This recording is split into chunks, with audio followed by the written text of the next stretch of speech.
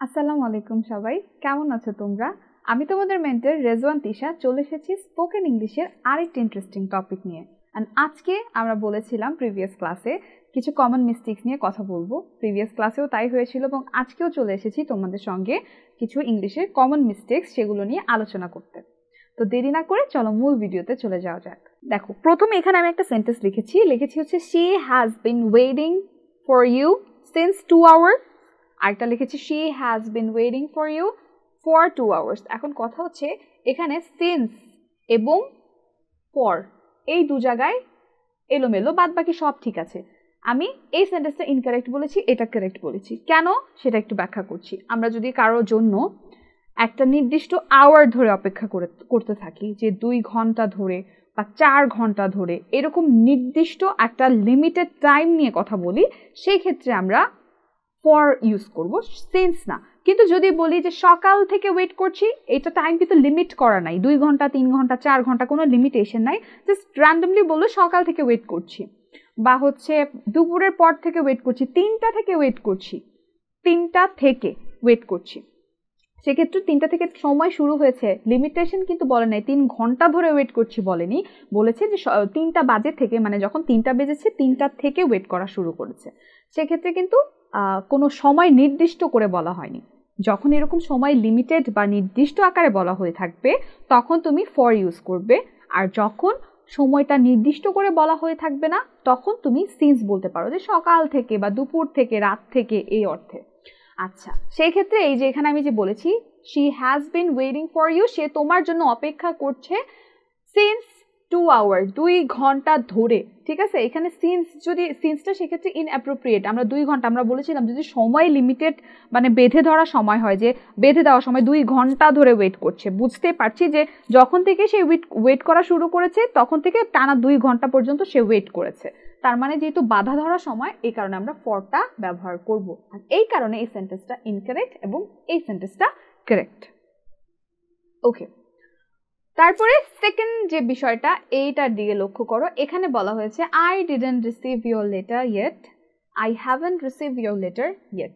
এটাকে আমি ইনকারেক্ট বলেছি, এই সেন্টেন্সটাকে কারেক্ট বলেছি। রিজনটা কি সেটা একটু ব্যাখ্যা করছি। দেখো, লাস্টে ইয়েট বলা হয়েছে, এখন অবধি বা এখনো, ইয়েট। এইটা ইউজুয়ালি, এই শব্দটা যদি একটা সেন্টেন্সে থাকে তখন ওই সেন্টেন্সটা মূলত আমরা তখন ওই সেন্টেন্সটা আমরা মূলত প্রেজেন্ট পারফেক্ট ফর্মেটে সাজিয়ে থাকি। ইয়েট যখন কোন একটা সেন্টেন্সে থাকবে তখন ওই ইয়েটের কারণে ওই সেন্টেন্সটাকে আমরা মূলত তখন প্রেজেন্ট পারফেক্ট ফর্মে সাজিয়ে থাকি। আর প্রেজেন্ট পারফেক্ট ফর্মেটের মানে স্ট্রাকচারটা হচ্ছে আমার সাবজেক্ট বসাতে হবে, সাবজেক্টের পরে কি করব, হ্যাভ কিংবা হ্যাজ কিংবা হ্যাড, হ্যাভ হ্যাজ সেই সঙ্গে হ্যাড, এবং তার সঙ্গে কি করতে হবে, V3। আচ্ছা, প্রেজেন্ট নিয়ে যেহেতু কথা বলছি আমরা হ্যাডটা আপাতত না দিই, হ্যাডটা ইউজুয়ালি পাস্টে বসে থাকে। আমরা যেহেতু শুধু প্রেজেন্ট নিয়ে কথা বলছি আপাতত হ্যাভ কিংবা হ্যাজ সেই সঙ্গে V3। এখন এখানে যে বলা হয়েছে আমি এখন অবধি, ইয়েটের জন্য এটা এই ফরম্যাটে সাজাতে হবে, হ্যাভ হ্যাজ V3, নেগেটিভ হলে have not has not V3। যেহেতু যদি হ্যাঁ বোধক হয়ে থাকে তখন আমি বলবো হ্যাভ হ্যাজ V3, না বোধক হয়ে থাকলে হ্যাভ নট হ্যাজ নট সেই সাথে V3, যেহেতু ইয়েট আছে। ইয়েটের কারণে এটাকে আমার ইয়েটের কারণে এটাকে আমার প্রেজেন্ট পারফেক্ট টেন্সে সাজাতে হবে। এই জন্য এখানে যে ডিড নট রিসিভ কথাটা লিখেছি এটা ইনকারেক্ট। এখানে এই যে হ্যাভ নট রিসিভড, অর্থাৎ যেটা বলেছি ইয়েটের কারণে এটাকে এই স্ট্রাকচারে রূপ দিতে হবে, হয় হ্যাভ হ্যাজ V3 কিংবা have not has not V3। আর আইটা যেহেতু আমার ফার্স্ট পারসন, ওর সঙ্গে তো হ্যাজ বসে না, হ্যাভ বসে। আর এই কারণে যেহেতু এখনো রিসিভ করেনি, নেগেটিভ ফরম্যাটে আমি বলতে চাচ্ছি, হ্যাভের সঙ্গে নটটাকে আমি বসালাম, I haven't received your letter yet, আমি এখন অবধি তোমার চিঠিটা পাইনি। তার মানে উপরের এই সেন্টেন্সটা ইনকারেক্ট এবং এইটা কারেক্ট। এবার আমরা 3 নাম্বার সেন্টেন্সটা নিয়ে আলোচনা করব। 3 নাম্বার যে বিষয়টা সেটা হচ্ছে I come and see you in the school tomorrow. আর এখানে বলেছি এটা ইনকারেক্ট ফরম্যাটে বলেছি, আর কারেক্ট ফরম্যাটটা হচ্ছে I will come and see you in the school tomorrow. এই যে দেখো, এই যে টুমরো মানে আগামীকাল, টুমরো মানে কি আগামীকাল। তার মানে এটা কিন্তু এখনো হয়নি, ভবিষ্যতের কথা বলছে। যেহেতু ভবিষ্যতের কথা বলছে অবশ্যই আমাদের তখন কি করতে হবে, ফিউচার টেন্স ব্যবহার করে কথা বলতে হবে। যেহেতু এটা নর্মাল যে আমি আসবো এবং দেখা করব, সিম্পল ফিউচার নিয়ে কথা বলছে, তার মানে আমার সাবজেক্টের পরে যে ভার্বের আগে একটা অবশ্যই উইল বসাতে হবে। যদি উইলটা আমি না বসাই সেক্ষেত্রে কিন্তু আমার সেন্টেন্সটা আর ফিউচার ইন্ডিকেট করলো না। যেহেতু এখানে বলাই হয়েছে যে টুমরো আগামীকাল, যেহেতু বলেই দিয়েছে যে ভবিষ্যতে, সেই ক্ষেত্রে অবশ্যই সেন্টেন্সটাই ভার্বের আগে উইল অ্যাড করতে হবে, যে I will come and see. এখন কথা হচ্ছে ম্যাম এখানে শুধু সি দিয়েছেন, তাহলে এটাও তো ইনকারেক্ট হওয়ার কথা ছিল না। এখানে কারেক্ট। কেন কারেক্ট সেটা বলি, অ্যান্ডের কারণে। দেখো অ্যান্ডের দুই পাশেই ভার্ব আছে, অ্যান্ড দুই পাশে এই যে সেম অক্সিলারি এসে বারবার বসবে তা না, মেন ভার্ব অ্যান্ডের দুই পাশে চেঞ্জ হয়, কিন্তু সেম অক্সিলারি যদি বসানোর প্রয়োজন পড়ে এবং সেম সাবজেক্ট যদি বসানোর প্রয়োজন পড়ে, তখন ওই সাবজেক্ট এবং ভার্ব অ্যান্ডের পরে না দিলেও হয়। আমি কথাটা আবার বলছি, একটু মনোযোগ দিয়ে শোনো। যদি এরকম কখনো হয়ে থাকে যে ধরো এখানে আমি একটা অতিরিক্ত পেজ নিয়ে দেখা দিচ্ছি তোমাদের বিষয়টা, ধরো এইভাবে একটা বিষয় লিখলাম, আই অ্যাম অ্যান honest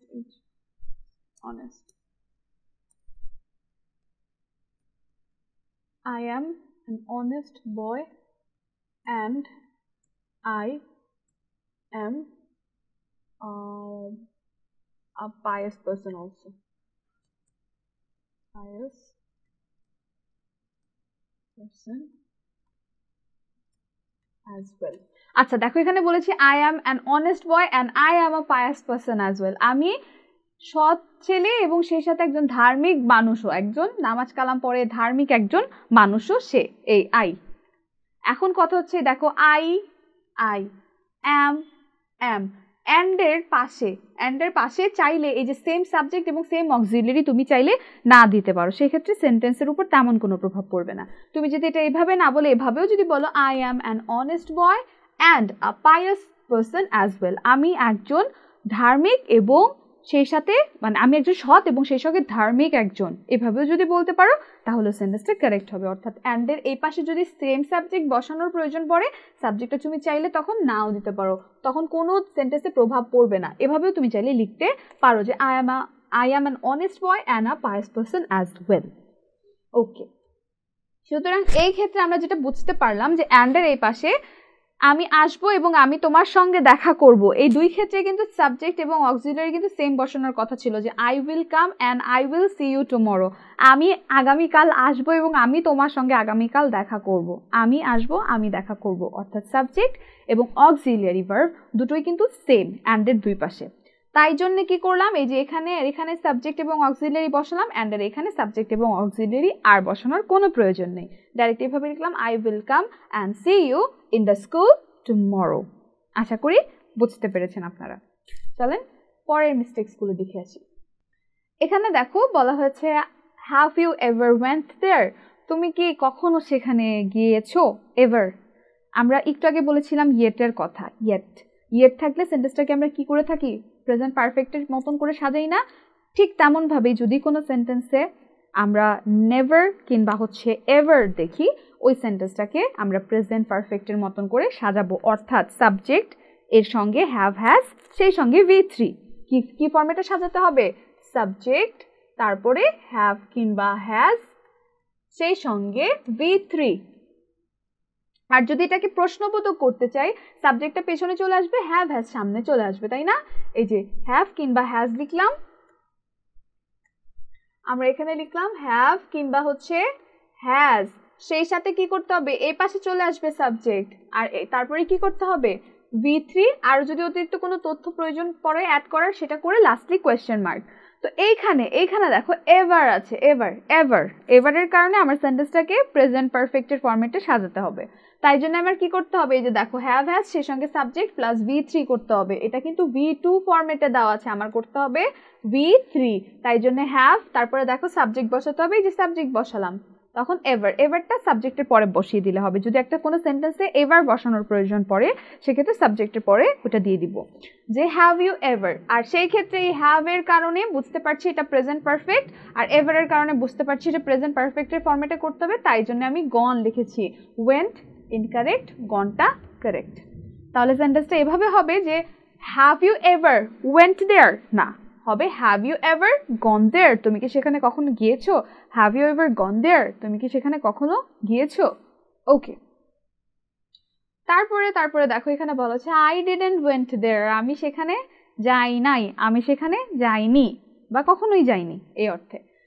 এখন দেখো এখানে বলা হচ্ছে আই ডিডন্ট ওয়েন্ট দেয়ার, এই যে ডিড নট এবং ওয়েন্ট, বুঝতেই পারছি অতীত নির্দেশক, অতীতের কোন একটা ঘটনা বর্ণনা করার জন্য আমার এখানে ডিড নট এবং ওয়েন্টের ব্যবহার করা হয়েছে। এখন কথা হচ্ছে ক্লাস, অতীত নির্দেশক হিসেবে শুধু একটা ভার্বও পরিবর্তন করলে হয়ে যায় না? আমার কষ্ট করে অক্সিলিয়ারিও পরিবর্তন করব, মেন ভার্বও পরিবর্তন করব, এটার কোনো প্রয়োজনীয়তা নেই। আমরা যদি কোনো সেন্টেন্সকে অতীত নির্দেশক করতে চাই, আর সেক্ষেত্রে যদি ডু নট, ডাজ নট এবং ডিড নট থাকে, সেক্ষেত্রে এগুলোই লিখলে হবে, মানে ডু নটকে ডিড নট করে দিলে হবে, আমার সেই সঙ্গে মেন ভার্বকেও V2 করতে হবে, তার আর দরকার নেই। অর্থাৎ এখানে দেখো অতীত বোঝানোর জন্য ডিড নট ইউজ করা হয়েছে V2, সেই সঙ্গে ওয়েন্ট টু ব্যবহার করা হয়েছে, এটাও হচ্ছে আমার V2 ফর্ম, এটাও কি ফর্ম? V2। তো দুইটা V2 দিয়ে আমার কি কাজ? আমার এই ওয়েন্টটা না লিখে আমি যদি গো লিখি তাহলেই সবচেয়ে কারেক্ট। আই ডিডন্ট গো দেয়ার, আমি ওখানে যাইনি, আই ডিডন্ট গো দেয়ার। যদি বলা হয় আমি এটা খাইনি, আই ডিডন্ট ইট ইট, আমি এটা কখনো খাইনি, আমি এটা খাইনি, বা আমি ওখানে যাইনি, আই ডিডন্ট গো দেয়ার। আমি এখানে আসিনি, I didn't come here, I didn't came here বলবো না, আই ডিডন্ট কাম হিয়ার, আমি এখানে আসি না বা আসিনি।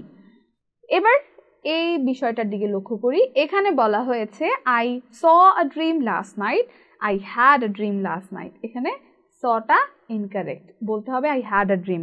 স্বপ্ন দেখি, ঠিক আছে, আমরা বাংলা বলার সময় বলে ফেলি যে আমরা স্বপ্ন দেখি, কিন্তু স্বপ্ন কিন্তু আছে বা আসে, সেই ক্ষেত্রে বলতে হবে I had a dream last night, I saw a dream না, স মানে যেটা তুমি স্বচক্ষে দেখেছো, আর এটা তোমার ইমাজিনেশনে এসেছে, তাই না, কল্পনা এসেছে, যে তাহলে কি হবে I had a dream last night, আমি একটা স্বপ্ন গতরাতে, আমার গতরাতে একটা স্বপ্ন এসেছে, I had a dream last night, I saw a dream বলা যাবে না, I had a dream last night, আমি গতরাতে একটা স্বপ্ন আমার এসেছে বা একটা স্বপ্ন আমি দেখেছি।